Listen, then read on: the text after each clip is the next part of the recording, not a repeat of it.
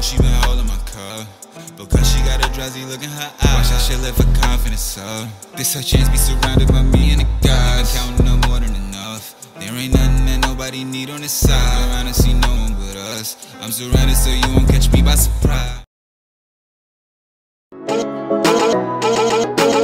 From the cannon, boom from the cannon, boom boom boom boom boom boom boom boom boom from the cannon, boom from the cannon, boom from the cannon, boom from the cannon. Boom boom boom boom boom boom boom boom boom from the cannon, boom from the cannon.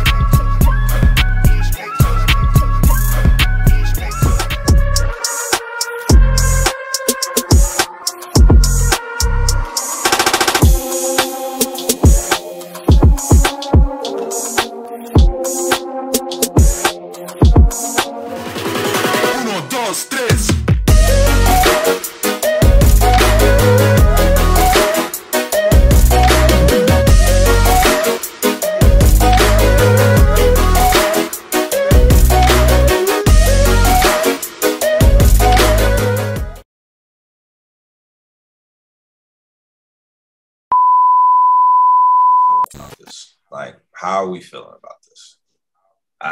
My first question is, how do you like JB's control of the game from beginning all the way down to the end of the game? I'll start with you, Ray. Man, we got a bargain. We take it all the way back to that. We definitely got a bargain. He's a floor general. He doesn't try to do too much. And it seems like he has an understanding of when his team needs him to actually go and get a bucket. Right? He doesn't force the action. He hasn't had gaudy assist numbers until really this game, right? So a lot of times it'll be hockey assists. He'll hit the person who, you know, is next to or has a clear path to hit the person that really needs to take that shot. So, man, I'm thrilled with JB, man. I'm very excited to have him as our point guard. This is a game last year that we would not have won. You know, I mean, we'll go up against a team that we're equal to or, supposed to be better than. And we just end up in a dogfight with them. And more often than not, we don't have that person to dictate the pace and to slow things down. So I'll say I'm very, very happy with what Brunson did from start to finish. He's a steady performer. And you can see that he kept it together when Julius was having a bit of a tough time with the officiating. And rightfully so. So that's how I feel. Definitely. I appreciate that. And you honestly right. Like, we got to see it. He literally controlled the demeanor, and then we got to get a master class of JB from like 5 minutes in the fourth all the way through overtime. Like, it was just straight Jalen Brunson basketball after that. So now my next question, and of course this is going to my main man Ariel. Shout outs to him. Go School Retro NBA. Yo, that episode's doing good, bro. I like that episode, man. Getting a lot of good likes, man. Keep going up. I can't wait for the next one. I know everybody else that's viewing can't wait for the next one. And of course, Ray, you killing your things with the predictions, bro. Everybody's on it. We still waiting for the next episode of that. So gear up. Make sure y'all do what we do. But my question to you, Ariel, we gonna get off the JB wave for right now, right? Now, the title of this episode is this JB's team now? How do you feel about that question at hand, knowing that we paid RJ Barrett gave him 120 million, right? Knowing that he's playing like shit. So what is your overall take, to generalize all of this in one question? What is your overall take on RJ Barrett's performance, and what do we need to see from him going into these next stretch of games that are coming up? think honestly, man, I'm really disappointed in Maple Mamba because I mean, historically he gets off to slow starts all the time, but there's no excuses for it now because we paid you to be that guy, and you're performing like you're not that guy, like you're probably a second or third option, and we can't have that. We need RJ All-Star year activated this year. And to your point, when you say JB, is JB the focal point of this team? Basically, is this JB's team? This is JB's team because you think about it, how he's made. Like I said, just adding Jalen Brunson before I even saw him, put that Knick jersey on this year, it was going to put us on a 15 game better than we played last year. We're going to win 15 more games just off of JB. His playmaking, he knows how to get his bucket when he needs to. He knows how to drive and dish when he needs to. So he does everything that he's making players around him better. And I said, if you look at historically how Julius Randle plays, what does Julius Randle do when he plays with a real point guard? He elevates his game. So JB is doing that. You can see that. Yeah, he did it with Drew Holiday in New Orleans. He had a career year with New Orleans when he was playing under Drew Holiday. When Julius has a point guard, especially like a real solid point guard or a veteran point guard, he performs way better. So he's just making everybody around him better. You can see how they push the pace. And there was one possession, it wasn't this game, it was a game before in Orlando, where he saw the guys in the fourth quarter kind of trying to take the foot off the pedal. And what he did, he gave me the ball. He said, come on, guys, let's go. Like pushing the pace. But you got to put that team, listen, they're already feeling it. Like they know that the time is running out. You got to keep stepping on their necks. And that's what I like about him, that he's constantly on go mode, like, let's push this pace, let's go. Like, watch him on the court, how he is. He's like, when he sees them, like, not getting back on offense, he's like this. He's like, come on, let's go. He's going like this. He's rallying the troops. So this is his team, bro. And you can see the effect. It's affecting winning in a positive way. So right now, as it stands, RJ is playing like doodoo. He needs to step up. And JB, this is his team. I got faith in RJ, though, because he gets off the slow starts, but we can't have that. You're going up against upper echelon teams. You're playing against teams like the Hornets and the Magic, you can get away with it. But when you play against Cleveland, Milwaukee, Minnesota, playoff-bound teams, they're going to capitalize off your mistakes. If your star player is having an off night, you could easily get blown out the door. So I feel like this is JB's team. And then when he hit that step back three, man, that was cold, man.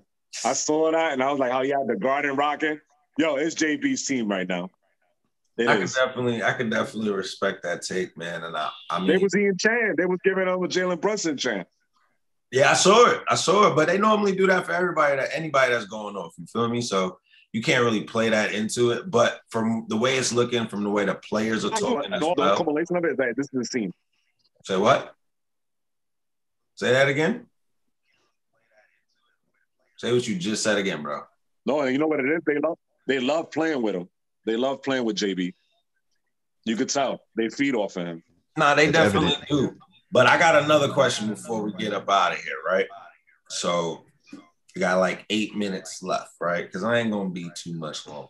We're going to keep it short, simple, to the point.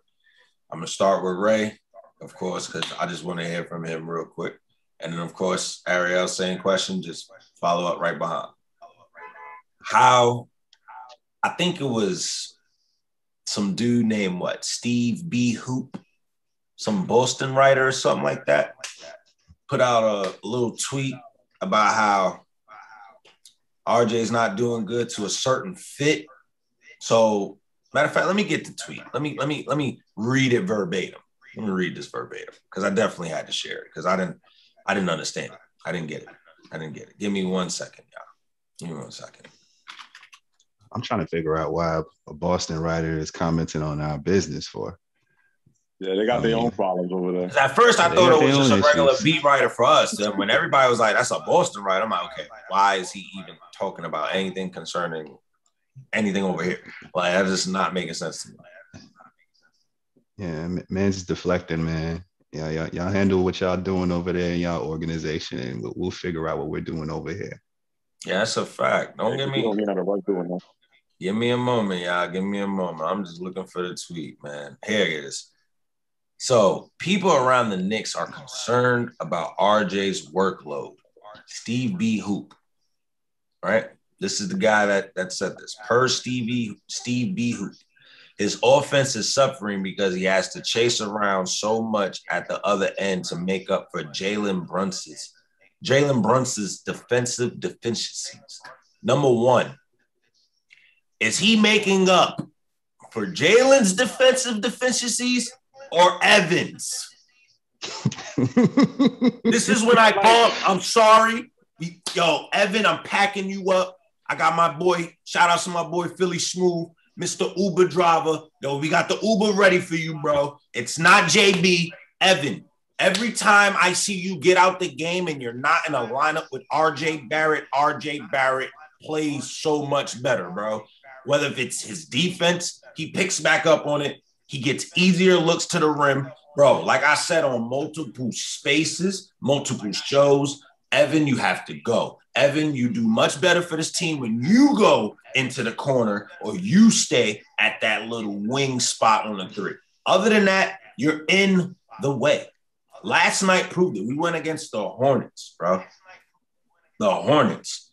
You gave us 14 points. And we still had to have a dogfight.